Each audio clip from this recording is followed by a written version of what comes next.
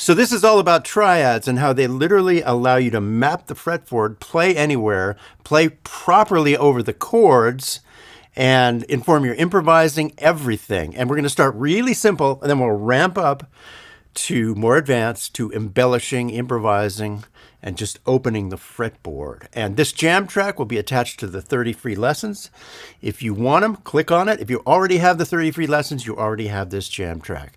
So let me dive in and show you. We're going to go triads, C, G, and D, and then we'll walk down and invert them, C, G, and D, and walk to here and invert them, C, G, and D.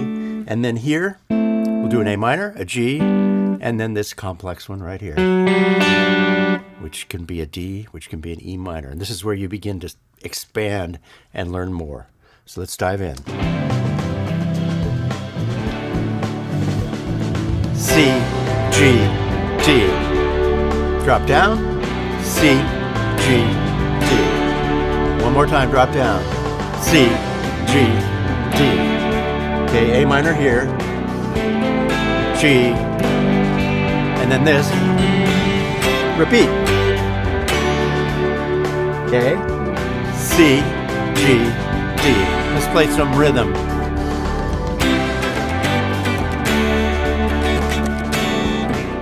A minor, G.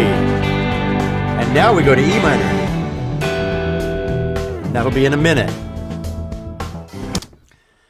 For you more advanced players, let me show you what to expect a little later in this video when we open it up and we use these shapes to inform us while we improvise, and then we'll get back to basics.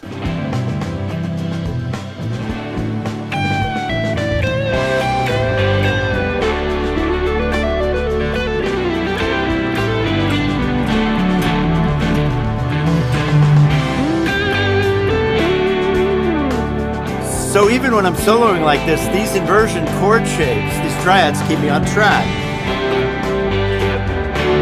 I'm seeing these shapes.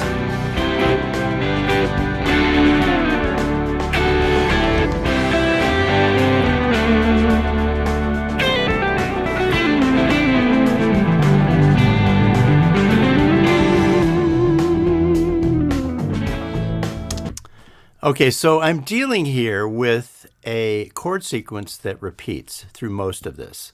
Then there's a little turnaround where it goes to A minor to G. So these three chords happen 3 times in a row. It's C to G to D. And I'm just playing the inversions of those chords close together.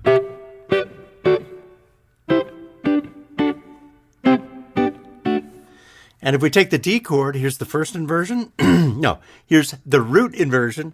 No, here's the root, here's the first inversion, and here's the second inversion. We take the C chord, here's the root, here's the first inversion, the second inversion, and then on G, I have to go up here to do it because it's high in the neck. I kind of could do it down here. Almost. But here's G, first inversion, second inversion, and we can go down for those. And all this is you're taking the notes and scrambling them. So we have the root in D, we have 1, 3, 5. And then we have the first inversion, which is 3, 5, 1. And we have the second inversion, which is 5, 1, 3. That's all this is on each chord. And when we play here, we can do it all close together because we're choosing the closest place where you can play these 3 chords by scrambling the inversions. It's pretty cool. Now, when I solo, I am seeing these shapes. I'm also seeing lower ones too. Like if I'm down here and I see a C, well, here's a C, and here's a G, and here's a D, and here is a C, and here's a D, and here's a C, and here's a G. So you see them everywhere. They, once you learn the neck on all 6 strings, the C chord is here. And then the G chord's here. And then the D's here. And once you learn these things, and they're simple, they're yours forever. So it's not like climbing the biggest mountain in the world. You're actually learning something that's pretty easy to retain. So yeah, let's dive in again.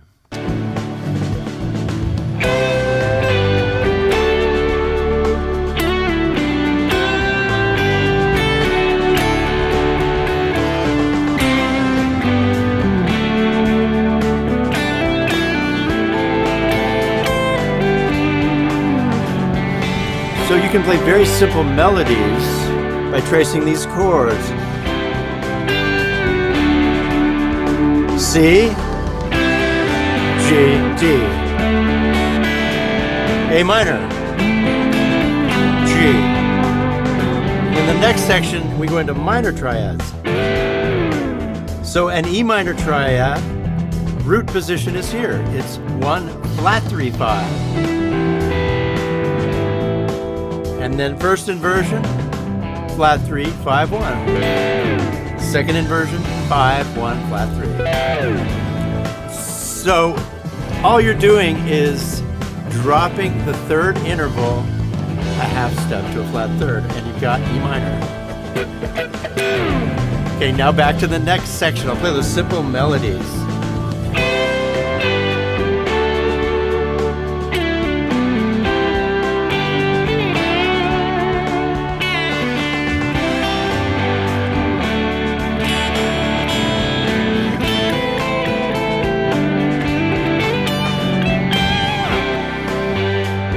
So I'm using the chord shapes to inform me how to play simple melodies. I know exactly where to land because I'm seeing these shapes. So now we move again to E minor. And here I can do pentatonic blues and combine it with the arpeggios that I create from the triads.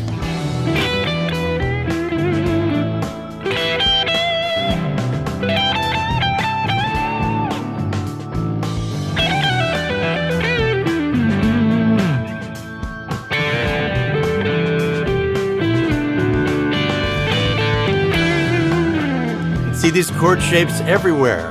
Now this time, I'm just going to stay in D major pentatonic. Very simple.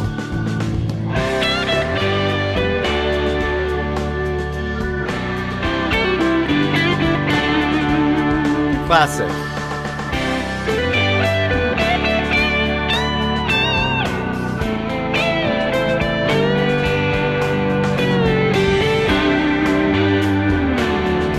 So I'm seeing the chord shapes, but I'm just playing a D major pentatonic.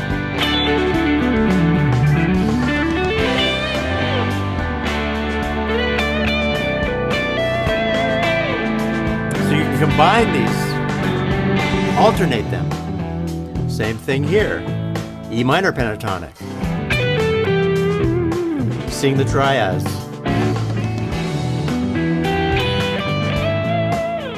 Try it again.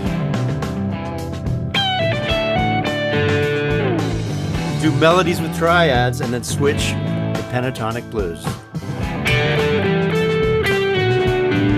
There's the D, there's the E, the A.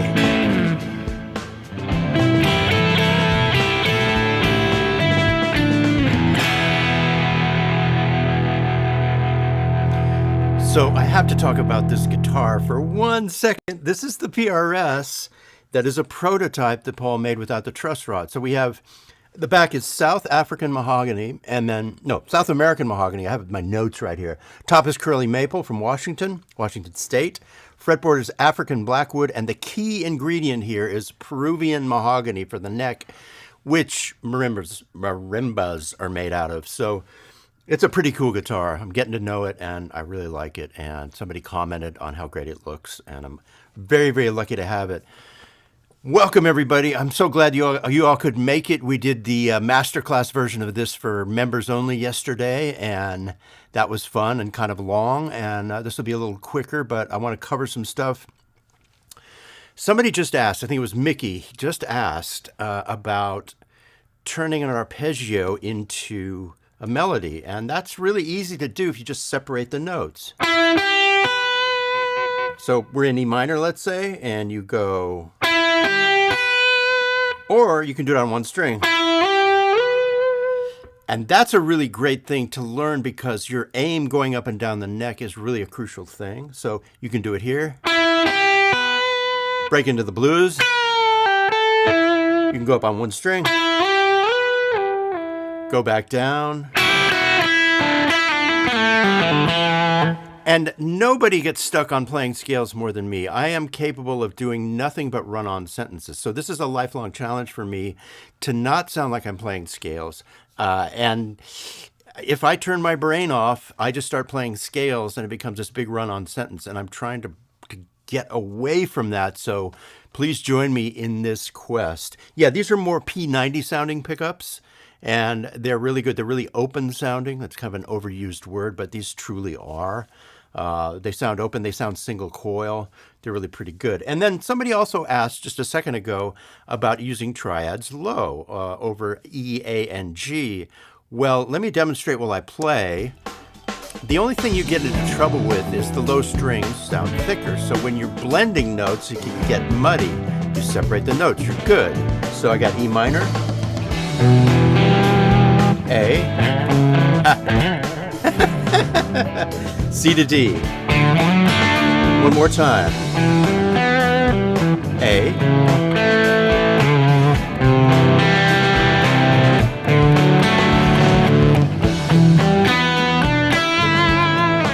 and I think it's best to maybe use those as a launching pattern and then do something higher. You don't want to stay low too long unless you're just playing rhythm. So now we're back to this part, and I have to say I've discovered that a really great way to play through these chord changes is to just do simple pentatonic, E pentatonic.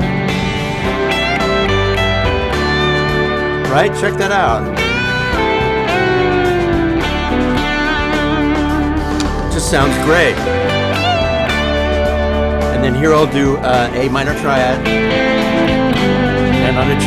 Okay, now we're back into E minor triad. A triad, then C to D, and then you can just play the blues if you want. Let's go low again because of the challenge. Okay, C.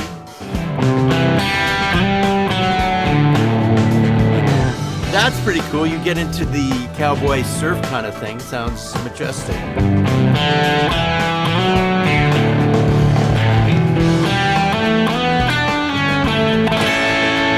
So you can play low as long as you don't make it muddy and as long as you don't have too much distortion on the amp. And that's another thing I want to talk about today is that I'm always trying to find this dynamic range where if I picked softly, I talked about this yesterday in the Masterclass members only live stream, as long as I can pick softly and get a clean tone and then hit hard and get gain, then that's my bass line. I'll clean it up. So that's what I seek, and then I use pedals to add even more gain. And if you stack 3 overdrives, which I'm going to do right now, 3 overdrives stacked. 4.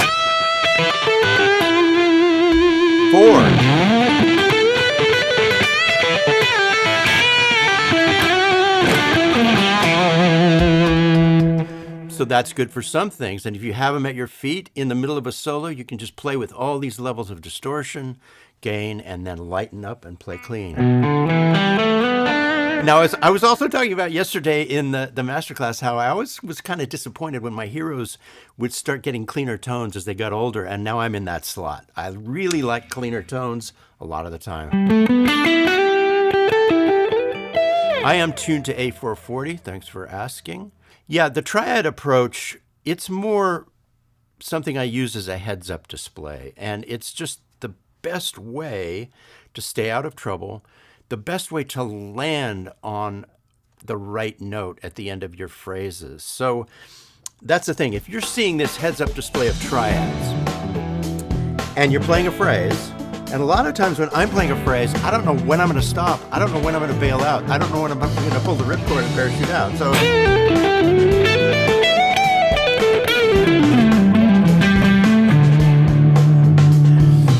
I saw this D chord right there, this D, and that's how I knew when and how to play my last note. So triads are great for landing on the right last note.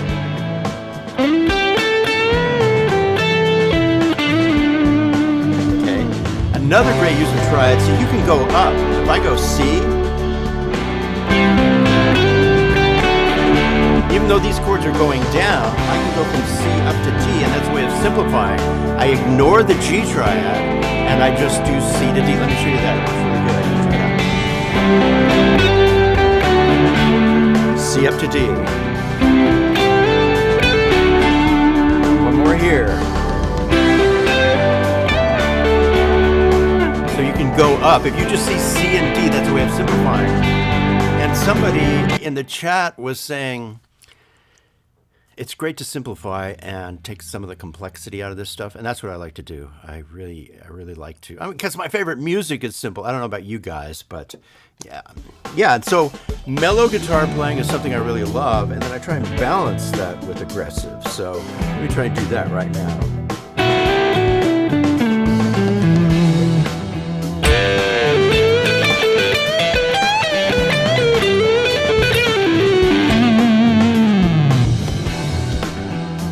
And what helps is to step on a gain pedal. But I also like to go back to mellow.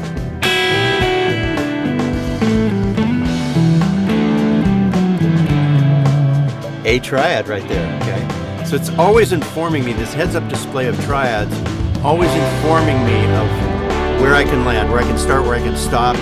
And the scale thing, actually once in a while, it's good. So if I'm playing and doing melodic stuff,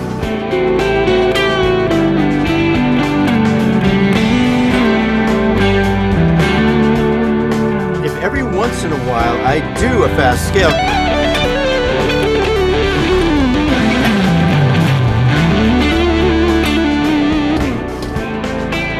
you can get away with it, but just don't do it too much. I don't know if you're like me, but when I see a guitar player who plays every lick and every scale they know in the first 3 songs of a set, I'm kind of like, dude, you just gave me everything, and what's left? So it's great to kind of withhold stuff and do bursts of speed. That's always been my strategy. And the guitar players I love play like that.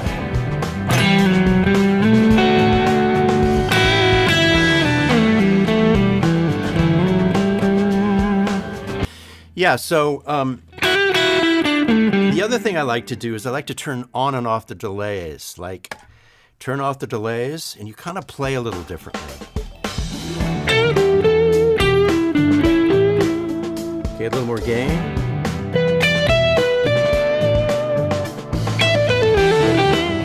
Flat 7s.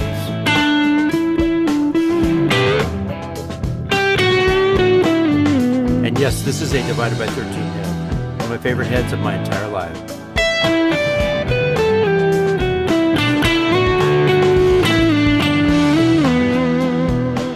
So that's without delay, and then my addiction is to have delay, so I'm turning it back on. How about another gain pedal? And here we go.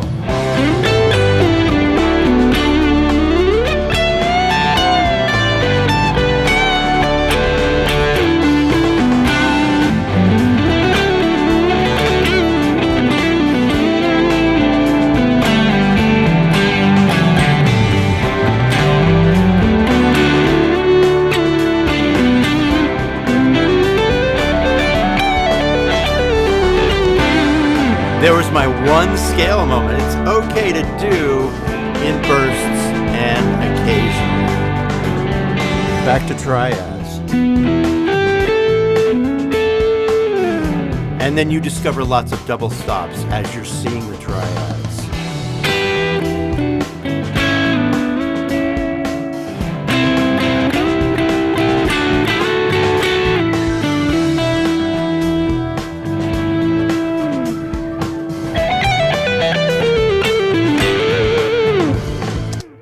The other thing I like to do is play with my fingers, and everybody has a way of storing the pick while they play with their fingers. I watched our friend Tom Bukovac store it right here. That's a really good way to do it.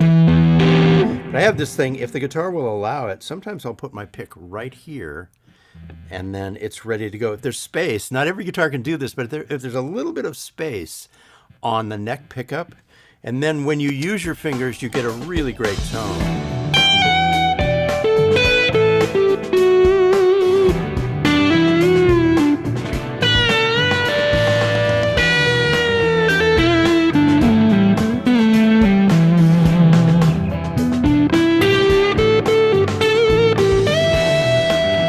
Grab it.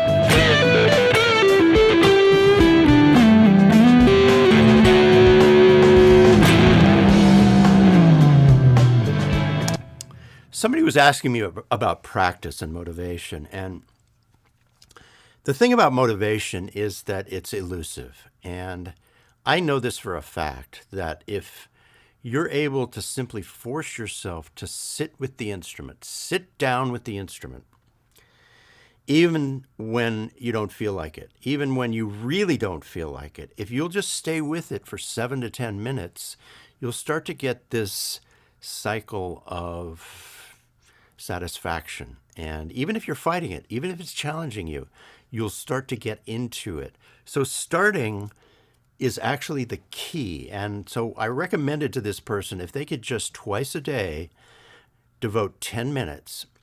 And what usually happens, if they have time, that 10 minutes will turn into 20 or 25. And it'll be pleasurable. That still doesn't change the fact that the next day, you're not going to want to pick the thing up. There's just something about a musical instrument that you sometimes can resist, and just don't wait for inspiration. Inspiration comes as you start to work. So start. That's my message for you guys. Just start.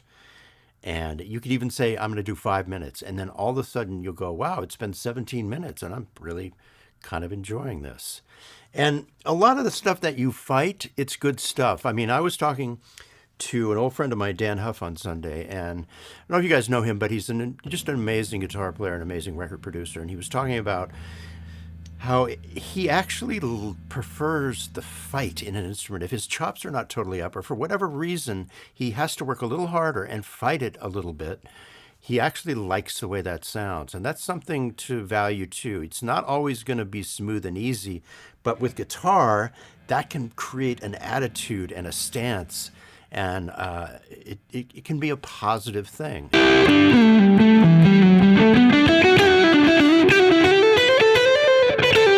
See, there's that scale thing. If I turn my brain off, I was reading the chat, the scale thing just popped in. So try and stay in the moment and use scales consciously and intentionally, and you'll be okay. But like I said, I use the triads as my heads-up display, so I know what the band is doing. I know where the chords are. I know how to start in the right place and end in the right place. I mean, you can really kind of be dangerous and lose yourself, lose your place while you're playing fast. But when you end the phrase, you have to know where you are. Or it's better if you know where you are, because you want to land on the note that's the chord note, that's the chord tone of whatever the band is playing. So, yeah. So if any of you want to take the 30 free lessons, the link is down below. This jam track will be part of it. It'll be yours. There's a lot of jam tracks now, and if you like those lessons, it might lead you to the Masterclass. That's how you support us here. And yeah, so if you haven't signed up for the 30 free lessons, just click the link below, and it will be yours for joining the newsletter. I really look forward to seeing you guys again soon. It's been really, really fun, and thanks for joining. So have a great weekend. Get my delays on. And you guys know this, I love hearing very little delay. I love the delay to be there, but I want it to widen and enhance what I'm playing and not hear the trails.